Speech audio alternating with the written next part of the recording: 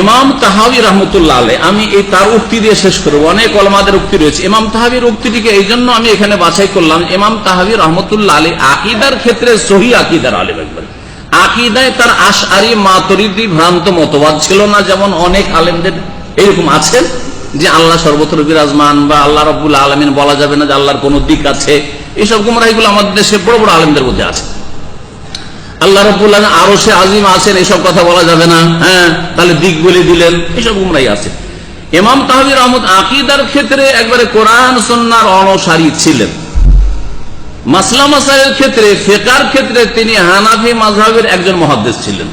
আর আমাদের দেশের যারা ওলির নামে ভেজাল ওলির ছড়াছড়ি চালায়, যাদের মধ্যে পীর মুরিদির ব্যবসা আছে, তারা সকলে দাবি করে যে তারা মাযহাবের দিক থেকে কি হানাফি না? হানাফি দাবি করেন, কিন্তু ইমাম আবু হানিফার সাথে আদর্শের দিক দিয়ে কোনো সম্পর্ক নেই। ইমাম আবু হানিফা শিরক বিদআতের সমর্থন করেছেন? কখনো করেননি। ইমাম আবু হানিফা সুফি ছিলেন? ইমাম আবু হানিফা মুরিদ বানাইছেন? হ্যাঁ, ইমাম আবু হানিফা ইনকাম সোর্স বানিয়েছিলেন, এটাকে ধর্ম ব্যবসা নিয়েছিলেন যে মুরিদান থেকে শুধু নজর নিয়াজ নিয়ে বড় লোক হও? কখনো না।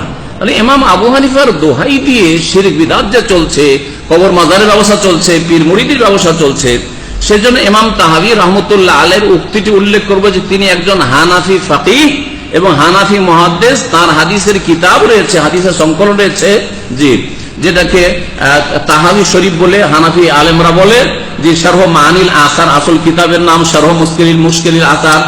এই কিতাবগুলি তার রয়েছে। সুতরাং তার উক্তি পেশ করছি যে তিনি ওলি সম্পর্কে কি বলেছেন।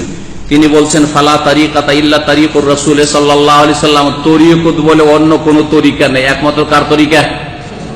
রাসূলের তরিকা। বিসমিল্লাহি ওয়া আলা মিল্লাতে রাসূল। কবরে নামাবের সময় হানাফিরা অন্য তরিকায় বলে নাকি? শাফি, মালিক, আহমদ আলাদা বলে না? সকলেই বলে বিসমিল্লাহি ওয়া আলা মিল্লাতে রাসূলিল্লাহ। কেউ কি বলেন যে আমি অমুক পীরের তরিকায় দাফন করছি? বলেন? সবাই বলে ওয়া আলা মিল্লাতে রাসূলুল্লাহ। কালেমা যখন পড়ে লা ইলাহা ইল্লাল্লাহ, তারপরে সবাই বলছেন মুহাম্মদুর রাসূলুল্লাহ, তাই না? কবরে যে তিনটা প্রশ্ন হবে, সকল কই তিনটা প্রশ্ন একই রকম হবে। জিজ্ঞাসা করা হবে যে কোন তরিকতের ক্ষেত্রে কোন তরিকতের অনুসারী ছিলে, জিজ্ঞাসা করা হবে কি না তোমার নবী কে ছিল, নবী ঠিক রাখতে পারেন, ওটাই হচ্ছে তরিকা। জি, তাই ইমাম তাহাবী বলছেন যে রাসূলের তরিকা ছাড়া কোনো তরিকা নেই। আর আমাদের দেশের সুফিদের কিতাব, পীরদের কিতাব আছে 126 তরিকা। কিতাবের নাম বলা লাগবে কি? জি হ্যাঁ, 126 তরিকা। যদি ভেজাল কিতাব পড়তে বলবো না, কারণ এগুলোতে গুমরাহি আছে। 126 তরিকা ইসলামে নেই।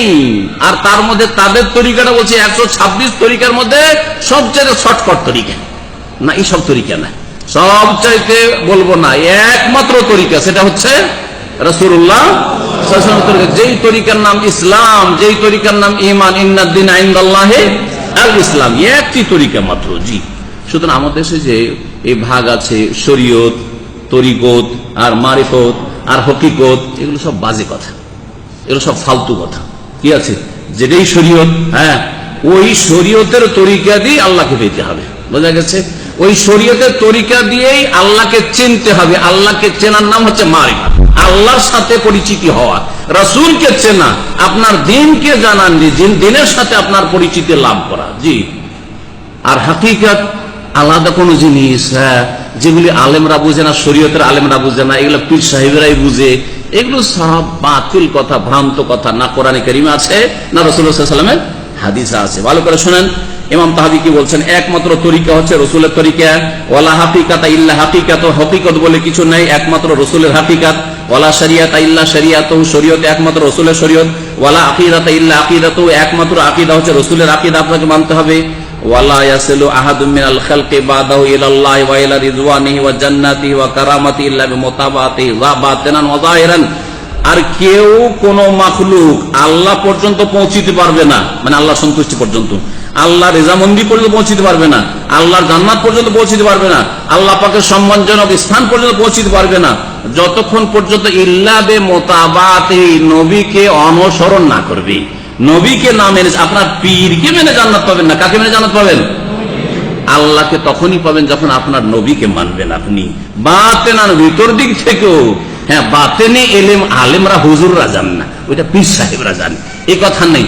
বাতেনি ক্ষেত্রে কোরআন হাদিস থেকে নিতে হবে, অর্থাৎ বাতেন মানে এখানে বলতে চাইছে ভিতরের, আপনার অন্তরে হিংসা না থাকে, শিরিক না থাকে, বিদ্বেষ না থাকে, কলহ না থাকে, ইত্যাদি ইত্যাদি, যে অন্তরের মেলা রোগ আছে, অন্তর কুপ্রবৃত্তি না থাকে, পাপের কামনা বাসনা না থাকে, অন্তরে যাতে করে সংশয়ের ব্যাধি না থাকে ইত্যাদি।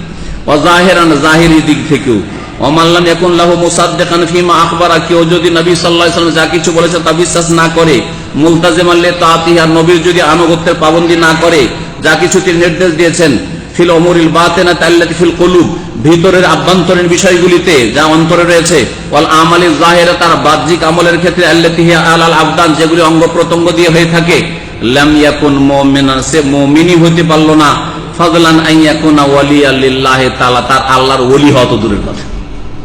যেই ব্যক্তি নবী সাল্লাল্লাহু আলাইহি ওয়াসাল্লামকে ভিতর থেকে আর বাহির থেকে জীবনের প্রতিটি ক্ষেত্রে মানবে না তার তরিকা, সেই ব্যক্তি মুমিনই হতে পারল না, তো ওলি হওয়া তো দূরের কথা।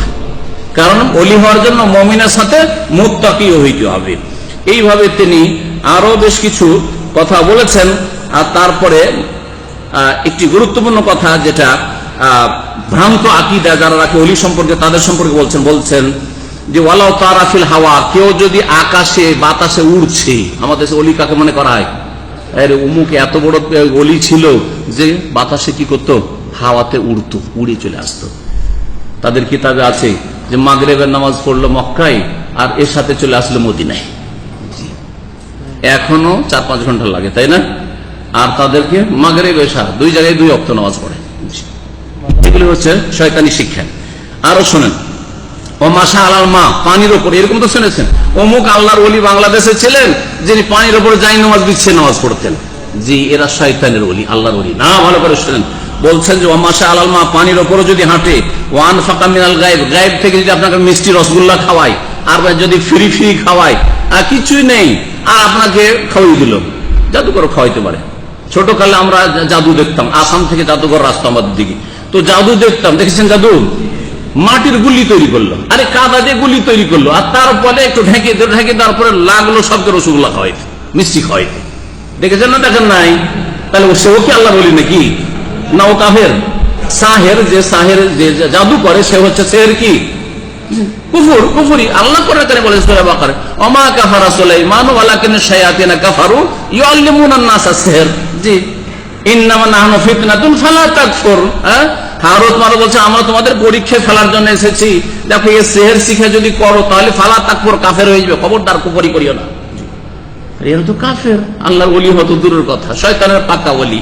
তো বলছেন, এই জন্য ইমাম তাহাবি হানাফি এত বড় মুহাদ্দিস বলছেন যে ওয়াখরাজা যাহাবা মিনাল খাসাব, কাঠ থেকে, কাঠকে যদি সে স্বর্ণ বানিয়ে দেখায়, ওয়ালা হাসালাহু মিনাল খাওয়ারিকি, আর আশ্চর্যজনক যতই কেরামতি দেখাক না কেন, অসাধারণ কিছু দেখাক না কেন, মাজা আসা ইয়াহসুলা ফাইন্নাহু লা ইয়াকুনু মা তারকিল ফিল আল মামুর ওয়া মাল মাহজুর ইল্লা মিন আহলি আহওয়া আশ-শায়াতানিয়া। যারা এসব কাজ করে অথচ রাসূলুল্লাহ অনুসারী নয়, তাদের মাঝে এগুলি শয়তানি অবস্থা বিরাজ করে, যা আল্লাহ থেকে তাদেরকে আল মুবিদাতুল সাহিব আনিল্লাহ, আল্লাহ থেকে তাদেরকে দূরে সরিয়ে দেয়, আল মুকাররাবা ইলা সাখাতিহি ওয়া আযাবিহি, আল্লাহর অসন্তুষ্টি এবং আযাবের কাছাকাছি করে দেয়।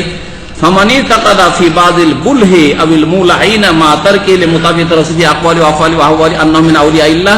কেউ যদি এই বিশ্বাস রাখে এইরকম বিদাতি এবং শিরকি আকীদার লোক সম্পর্কে, যারা রাসূলুল্লাহ সাল্লাল্লাহু আলাইহি ওয়াসাল্লাম নাফরমানি করে, তার অনুসরণ করে, তাদের সম্পর্কে এরা আল্লাহর ওলি, এবং তাদেরকে রসুলের তরিকার আলেম ওলামাদের উপর যদি প্রাধান্য দান করে। আজকাল কি কোনো জায়গায় শুনবেন গোটা বাংলাদেশে যে আল্লামা শাইখ আব্দুল আজিজ বাজ রাহিমাহুল্লাহ আল্লাহর বড় ওলি ছিলেন? বড় ওলি ছিলেন এই কথাও জীবনে শোনেন? শুনেছেন? আল্লামা নাসিরুদ্দিন আলবানী আল্লাহর ওলি ছিলেন, জীবনে শুনেছেন এত বড় হাদিসের খেদমত করে? আল্লামা মুহাম্মদ বিন সালিহ উসাইমিন রাহিমাহুল্লাহ জামিয়ান আল্লাহর ওলি ছিলেন, জীবনেও শোনেননি। কোরআন সুন্নাহর এত বড় বড় অনুসারী 20 শতাব্দীতে পৃথিবীর এই 3 জন আলেমের মতো আলেম পৃথিবীর কোথাও পয়দা হয়নি। যা কিছু আমরা শিখেছি, তারা আগের যে এলমগুলির গবেষণা করে আমাদের কাছে সহজ ভাবে পেশ করেছেন, এগুলির ফসল আমরা, মনে রাখবেন ভালো করে। তারপর কেউ তো তাদেরকে আল্লাহর ওলি বলেন না।